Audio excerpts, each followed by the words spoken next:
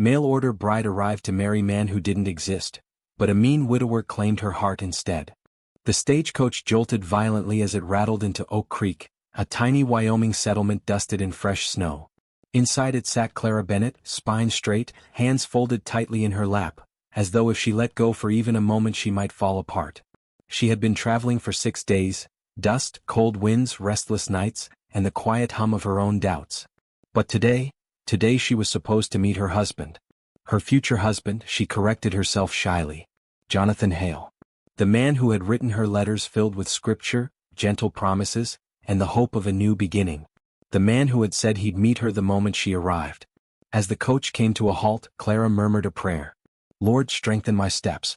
Please let this be the home you've chosen for me. The driver opened the door. Well, miss, this is Oak Creek. Looks smaller than the last 2 towns combined, don't it? Clara stepped out into the swirling snow. The cold bit through her worn boots, but she smiled anyway. It's peaceful. Small wooden storefronts lined the street. A general store, a blacksmith, a feed shop, and a church steeple visible just beyond. A few townsfolk hurried about their errands, bundled in wool coats, but none of them approached her. Clara stood there waiting. And waiting. No man came forward. No warm smile. No eager fiancé lifting her valise. Her heart thudded uncomfortably. Perhaps he was late. Perhaps he hadn't seen the coach arrive. Perhaps, she prayed, nothing had happened to him. She approached the depot platform where an older, kindly station master was sorting crates. Sir? Clara forced herself to speak calmly. I'm looking for Mr. Jonathan Hale. He's expecting me. The man paused, wiped his hands on a cloth and looked her over with gentle eyes. Ma'am, what name did you say? Jonathan Hale. He wrote that he lived near Oak Creek. The station master's brow folded into a frown. I've been here 20 years. I know every soul in this valley. There ain't never been a Jonathan Hale in these parts. The words hit her like a winter gust. Clara clung to her valise. But he wrote to me, we exchanged letters for months, he sent money for the coach fare, he asked me to come. The man studied her face, compassion overtaking pity. Miss, I don't doubt you were honest. But someone fooled you. Maybe he used a false name, maybe he never intended to meet you. The letter in her hand blurred as her eyes filled. She had nothing left back east. No family. No job. No home. She had pinned every hope she had on a stranger's promises. Her voice trembled. I don't know what to do. The station master glanced toward the sky where heavy snow clouds gathered again. You got anywhere to stay? Anyone expectin' you? Clara shook her head. He sighed. Well, the church keeps its doors open. Pastor Henry might help you find a place for the night. Clara nodded numbly, feeling as though she were watching herself from somewhere far away. She picked up her valise, but the handle, already cracked, snapped off in her hand. The case fell into the slush. Clara's breath hitched as she bent to gather her things, mortified at the growing scene she was making. A shadow fell over her. Footsteps. Heavy, slow, and impatient. Clara looked up into the cold, gray eyes of a man built like a mountain. Broad shoulders beneath a worn duster coat, jaw unshaven, expression as hard as Wyoming stone. Elijah Carter. Clara didn't know his name yet. But she felt the force of him like a gust of icy wind.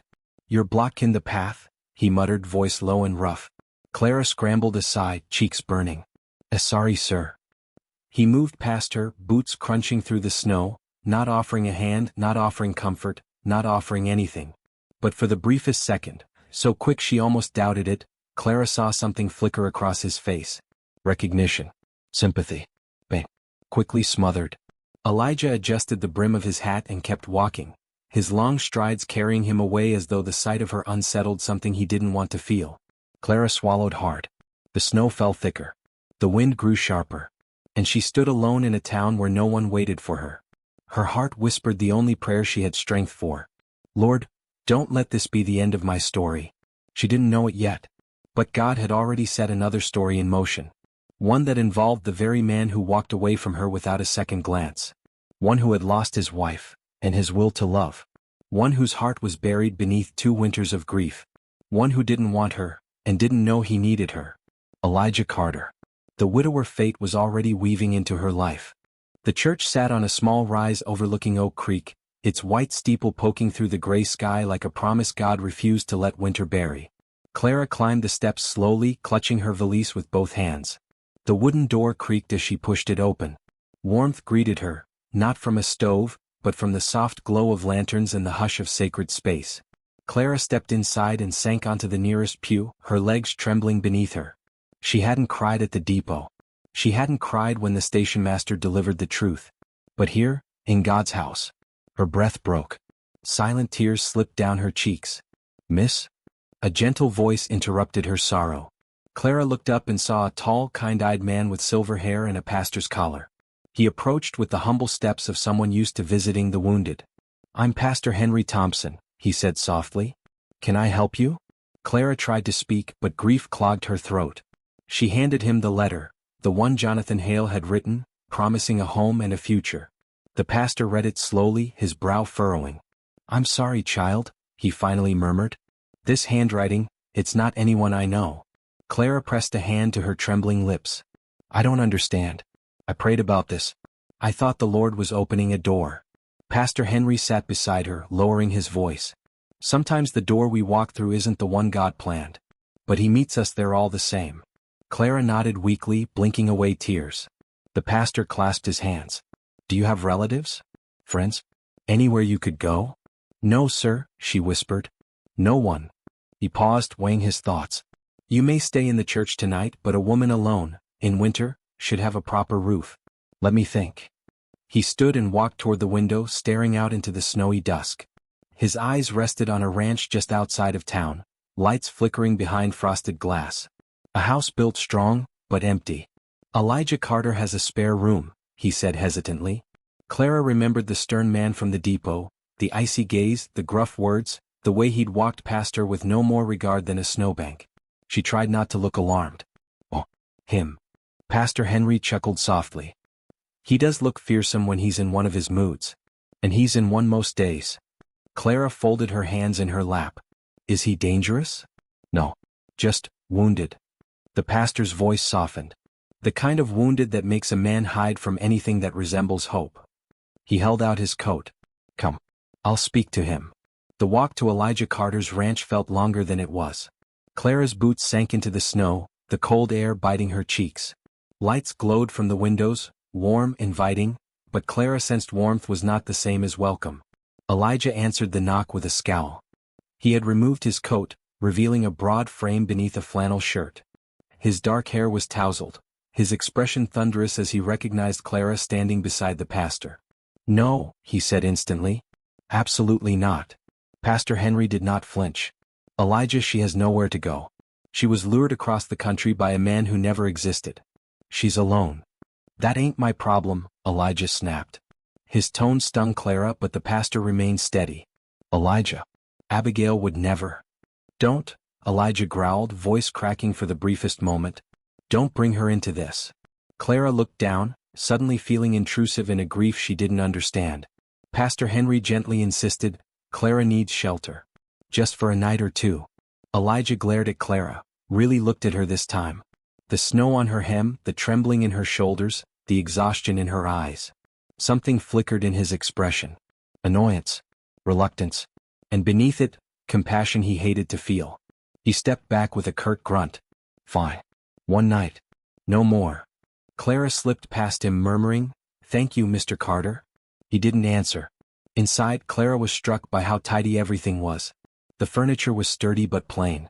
The walls held no photos. No flowers. No warmth of a woman's touch. Just emptiness arranged neatly. "Elijah has a spare room," Pastor Henry said. "The second door on the right, Miss Bennett." Clara offered a small nod, grateful beyond words. The pastor lingered a moment longer, speaking softly to Elijah near the hearth. Elijah's voice rose in a harsh whisper. "I don't need a stranger in my home." "She needs you," Pastor Henry countered. "Or at the very least your roof." Elijah exhaled sharply, like a man wrestling God himself. Clara set her valise down in the spare room and whispered a prayer. "Lord, give me courage.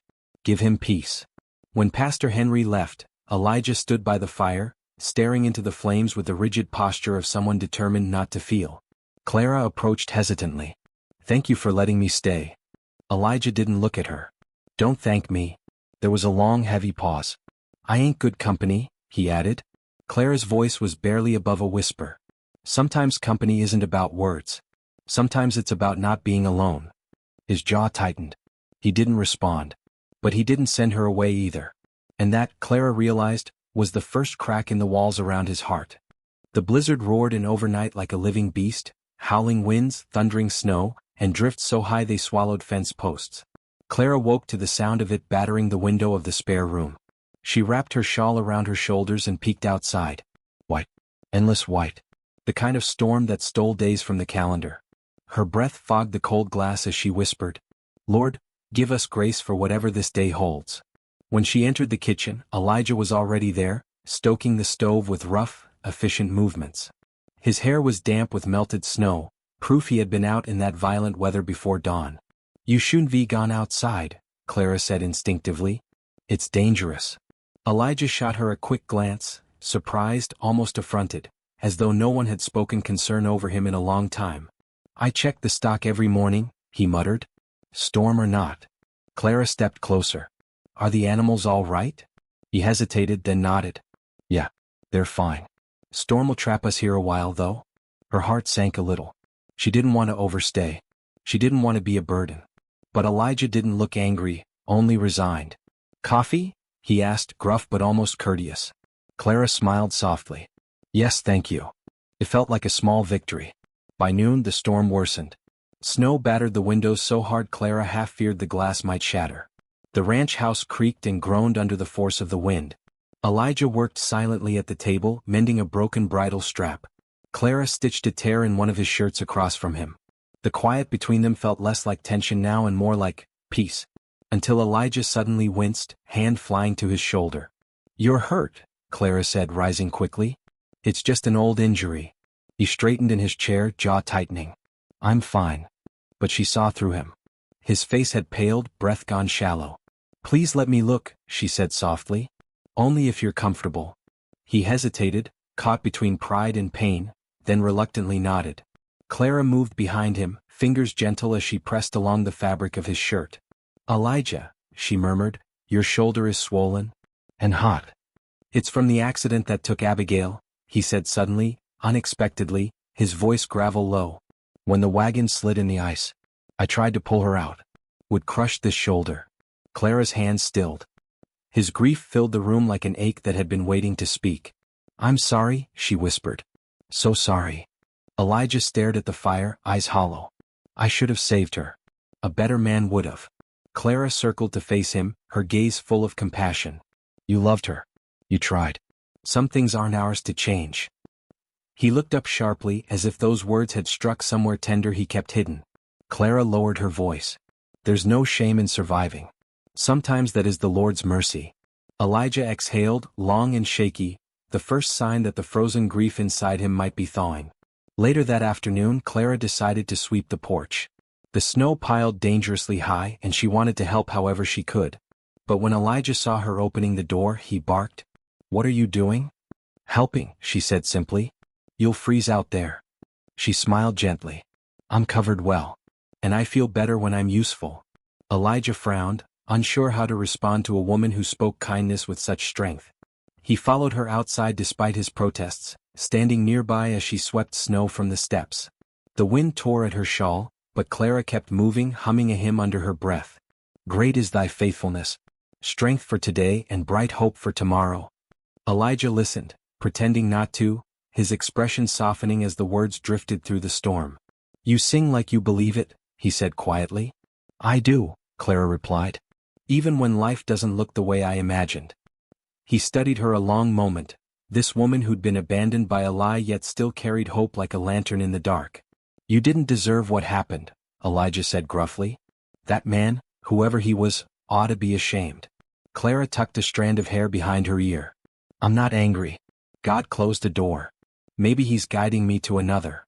Elijah looked away, jaw clenched. "Don't go trusting this place too quick," he said. "Oak Creek ain't kind to strangers." "Neither are some widowers," Clara teased gently. For a heartbeat, Elijah froze.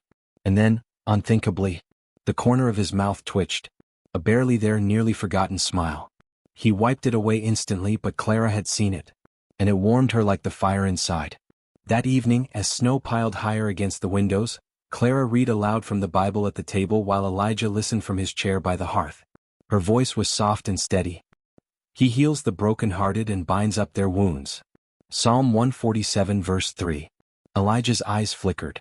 Clara continued, sometimes healing begins where we least expect it.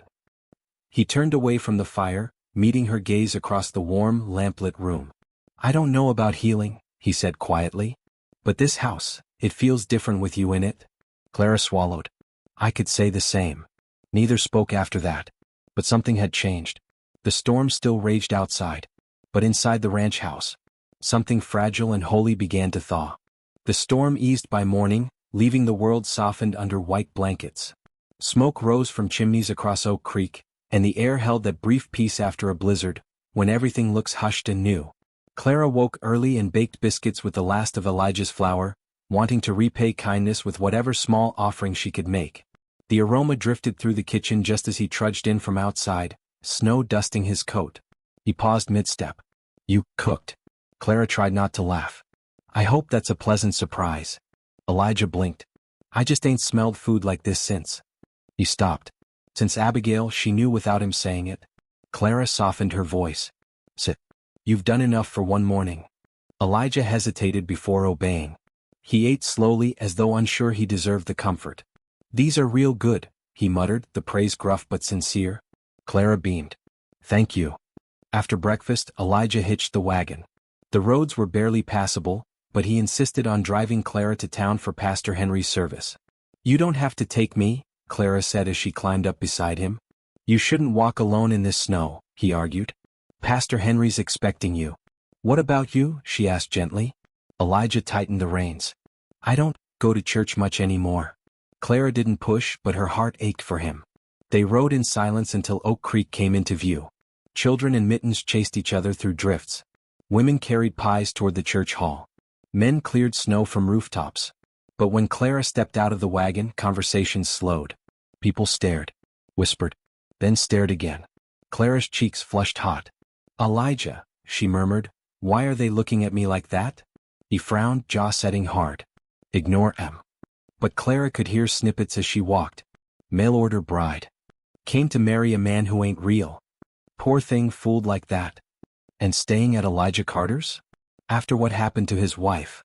Clara stopped, breath catching. Elijah stiffened beside her. Don't listen to them, he growled. Are they always like this? Clara whispered. Small towns talk. They don't mean harm. He glanced at the ground. But they can wound just the same.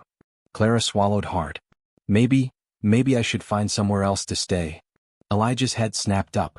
No. The word was sharp, more forceful than he intended. He cleared his throat. I mean, you shouldn't be out in this cold alone. It's not safe. I got the room. It's fine. Clara looked up at him, really looked, and saw something he didn't want anyone else to see. He didn't want her to go. And the thought scared him. Inside the church, Pastor Henry greeted Clara with warmth and only a mild look of surprise when Elijah followed her in. Clara sensed the pastor's gratitude but said nothing. During the service, Clara sang softly, her voice blending with the congregation. She noticed Elijah shift uncomfortably, and used to being in the pews again. But when she sang the second verse of, It is well with my soul, she felt his gaze linger. When peace like a river attendeth my way.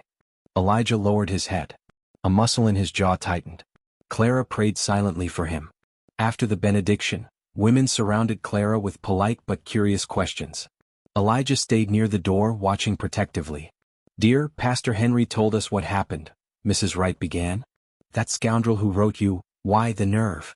You poor thing, added Mrs. Hanson, shaking her head. Traveling all this way for no one. Clara forced a small smile. The Lord brought me here safely. That's enough. But you're staying with Elijah? Mrs. Wright lowered her voice, skeptical. You must be careful, dear. A man like him. Clara straightened. There was steel under her gentleness. Mr. Carter has shown me nothing but respect. I won't hear anyone speak ill of him. Behind her, Elijah froze. The women blinked, surprised by Clara's firmness. Mrs. Hanson cleared her throat. Well, yes, of course. If you say so. They drifted off, leaving Elijah staring at Clara with an expression she couldn't read. What? She asked, cheeks warming. No one's defended me in a long time, he said quietly. Well, You deserved it. Elijah looked away. I ain't sure about that. I am, Clara whispered. The wagon ride home was quieter, but warm somehow. The sky was pale blue, the hills blanketed in white. Halfway to the ranch, the wagon jolted into a hidden rut. Clara pitched forward with a gasp. Elijah grabbed her waist instinctively, steadying her. Careful, he murmured. His hands were strong and warm. Her breath hitched. Time seemed to pause. But Elijah let go quickly, jaw tightening. Sorry, he muttered. Didn't mean to startle you. You didn't, she said softly. Thank you. Elijah guided the horses onward, but something had shifted. He was quieter, thoughtful, shaken. That evening, Clara warmed broth on the stove. Elijah leaned against the counter, arms crossed, watching her. Clara, he said suddenly. Yes. You shouldn't stay here anymore. The ladle slipped from her hand. Oh. She swallowed. I understand. I don't want to trouble you. That's not it. Elijah ran a hand through his hair, frustrated. People will talk. They already are. A single woman in my house. Clara faced him gently. Elijah, I'm not ashamed to be here. You've shown me grace. You deserve better than a man who's half broken, he snapped. I ain't. I'm not someone who should be looking after you. Her eyes softened. Maybe you don't have to look after me. Maybe we're simply helping one another. Elijah looked like the thought physically unsettled him. He opened his mouth, closed it, opened it again. I don't know what to do with you, he admitted. Clara smiled faintly. You don't have to do anything. But Elijah shook his head, eyes conflicted. Clara, if you stay much longer, folks will expect. He didn't finish the sentence. You didn't have to. Clara felt her heart tremble, not with fear but something warmer. Elijah, she whispered, what do you expect? His breath caught. For a moment he looked lost, then found, then terrified. I expect, he said slowly, that you're fixing to change everything in this house. And I ain't ready for that. Clara stepped closer, courage steady. Maybe, she said softly, I'm not here by accident. Elijah's chest tightened at her words. He dropped his gaze, voice rough with something dangerously close to longing.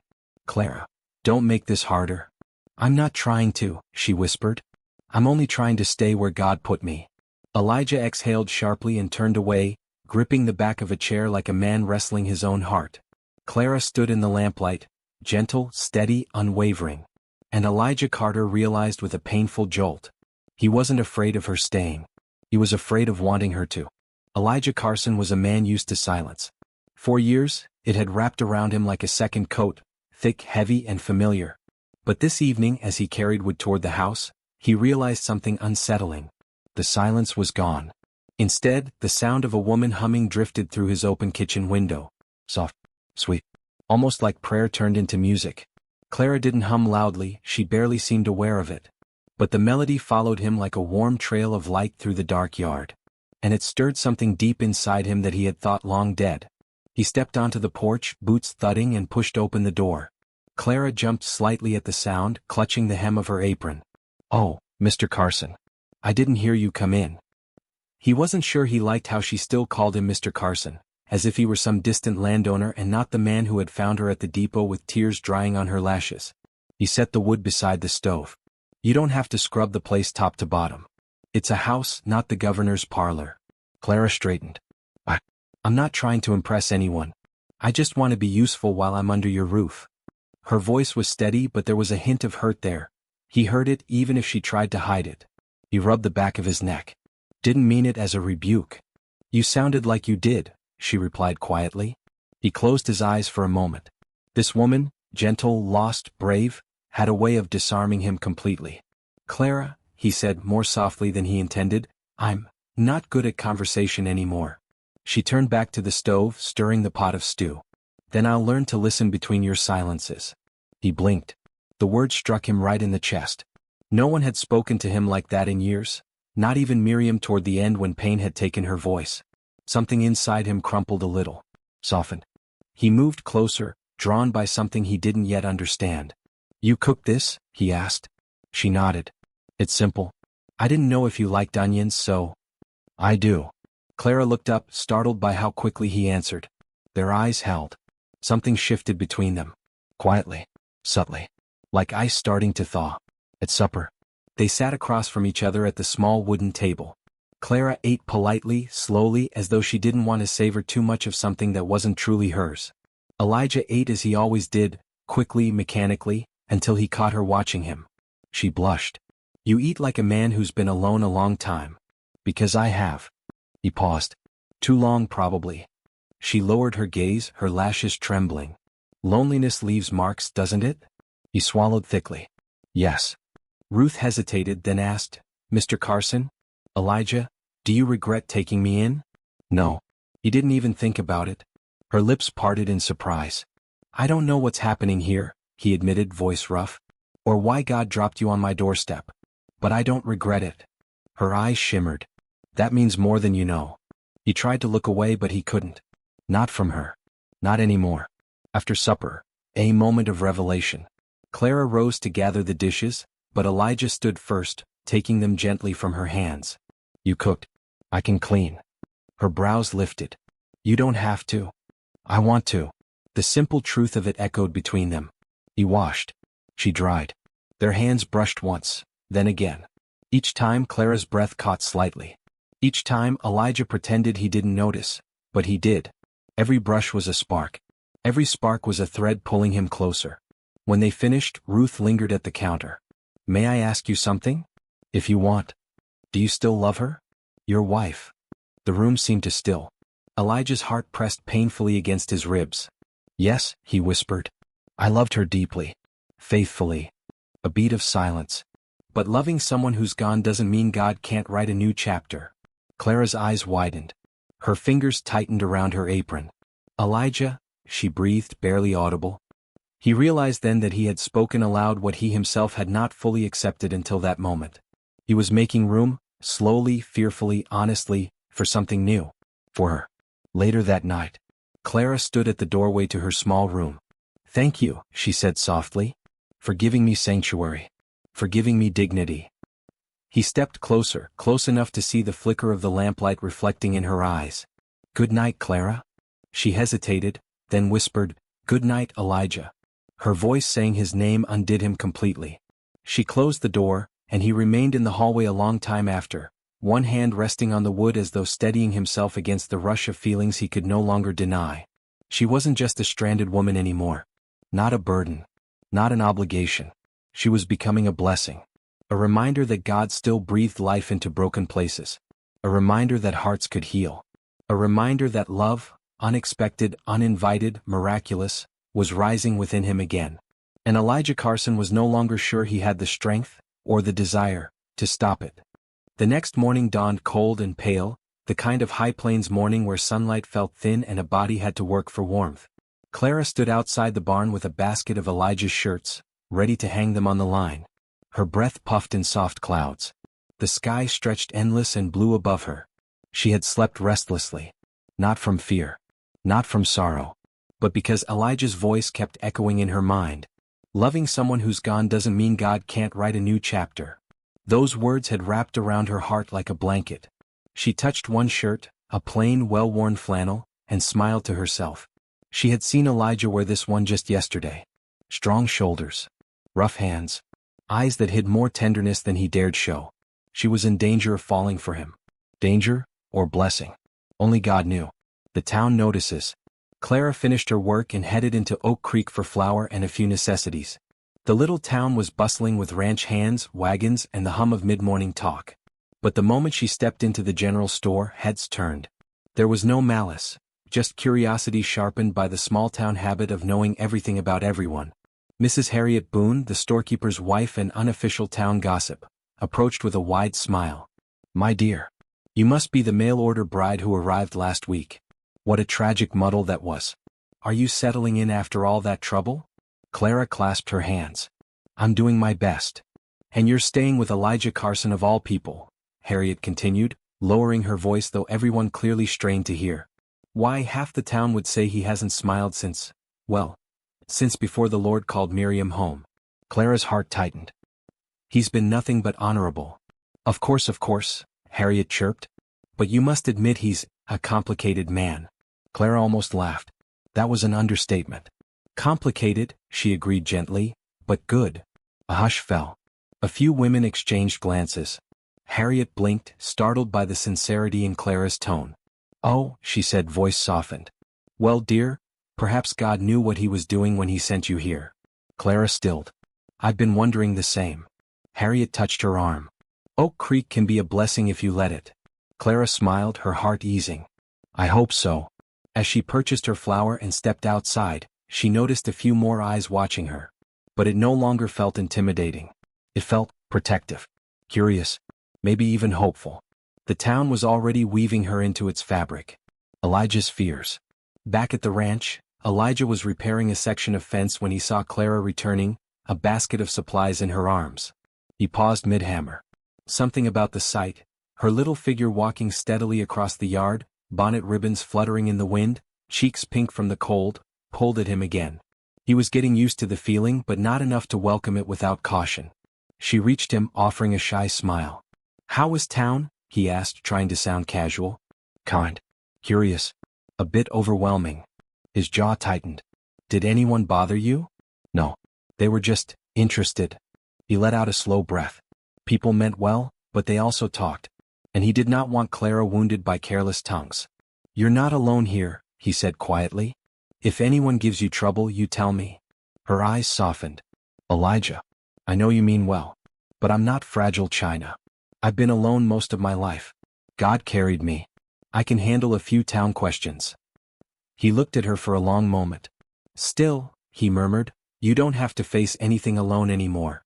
Her breath caught. She blinked rapidly, trying to maintain composure. "Elijah, thank you." The words seemed to hang between them, suspended by a thread he wasn't ready to cut. The horse frightens Clara.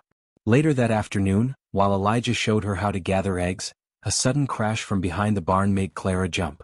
A horse, spooked by a falling bucket, reared inside the corral. Clara gasped, stumbling back. Elijah caught her by the forearm, steadying her. "Easy. He won't hurt you." Her chest rose and fell rapidly. I wasn't prepared for that." Elijah's grip softened into something gentle. "You're safe." She looked up at him, her eyes wide. He held her gaze, his thumb unconsciously brushing against her sleeve before he realized what he was doing and stepped back. "Sorry," he muttered. "You don't need to be," she said softly. He cleared his throat. "I'll calm the horse. You stay here." But Clara shook her head. "No. Teach me." He blinked, surprised. "I don't want to be afraid," she said. "Fear ruled too much of my life. I'm done with it."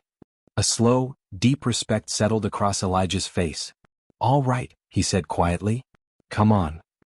He guided her into the corral, speaking to the horse in low tones. Clara followed his movements, mimicking his calm stance. When the animal snorted and stepped closer, Clara tensed, but Elijah's hand brushed against hers, grounding her. "You're doing good," he murmured. "Because you're here." Their eyes met. Heat flickered. Then something deeper. Elijah stepped back quickly, shaken by the intensity of the moment. A question Elijah didn't expect. As the evening sky turned shades of lavender and gold, Clara cooked a small supper and Elijah chopped wood outside. When he finally came in, she surprised him by approaching with folded hands. "Elijah," she began, her voice trembling slightly, "may I ask something personal?" His stomach tightened. "If you want." She swallowed. "Do you ever imagine marrying again?" He froze, not in anger but in raw, stark vulnerability. He set down the wood, leaning heavily on the counter. "Claire, I don't know." "That's an honest answer," she whispered. He looked up at her, eyes full of unspoken grief and unspoken longing. "I never thought God would put someone in my life again," he admitted. "Especially not someone like you." Her breath hitched. "Someone like me?" He stepped closer, slowly, hesitantly. "Gentle," he said. "Hopeful. A reminder of everything I thought I lost." Clara's eyes glistened. "Elijah." He paused, struggling. "I don't know what the future holds," he said slowly. "But I do know this." His voice cracked just slightly. "I'm not as close to the idea as I once was." Clara pressed a hand to her mouth, overwhelmed. That was not a promise. Not yet. But it was a beginning. A beautiful, trembling beginning. A prayer in the quiet. That night, after Elijah had gone to bed, Clara knelt beside her small cot. "Lord," she whispered, tears slipping quietly down her cheeks, "I don't know what you're doing, but thank you. Thank you for bringing me here. Thank you for healing what I thought would remain broken. And if Elijah is meant for me, let it be your will, not mine. In his own room, Elijah lay awake, staring at the ceiling. God, he murmured, voice hoarse, if this woman is a gift from you, give me the courage to accept her. And if I'm supposed to love again, teach me how. In the silent rooms of the Carson Ranch house, two prayers rose like soft lanterns into the night, separate, yet reaching toward the same heaven. And God, in his quiet way, was already beginning to answer.